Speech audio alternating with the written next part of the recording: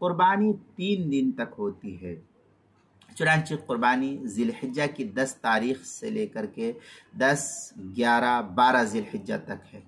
12 ذی الحجہ کے سورج غروب ہونے سے پہلے تک یہ قربانی صحیح ہوتی ہے۔ 13ویں تاریخ کو قربانی بالکل جو ہے صحیح نہیں ہوتی ہے۔ جو لوگ کہتے ہیں کہ 13ویں تاریخ کو ہی قربانی ہے، ان کا مسئلہ صحیح نہیں ہے۔ چنانچہ اس سلسلے میں جو ہے حدیث پاک کے اندر ہے، قال مالک نافع عن عبداللہ بن عمر رحمہ اللہ قال الاضحى یومان بعد یوم الاضحى وقال مالک انه بلغه عن علی بن ابی طالب مثل ذلك۔ یہ موطا امام مالک جلد نمبر 2 صفحہ نمبر 497 پر نقل کیا ہے، جو میر محمد کتب خانہ کراچی پاکستان کا چھپا ہوا نسخہ ہے۔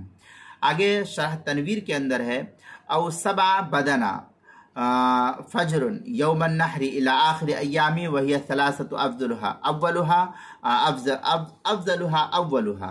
یہ در مختار مع شامی کتاب الاضاحی جلد نمبر 6 صفحہ نمبر 315، بدائع الصناع جلد نمبر 5 صفحہ نمبر 65 اور صفحہ نمبر 74، فصل اما الذی یرجع الى وقت التضحیہ، جو ایچ ایم سعید کراچی کا چھپا ہوا نسخہ۔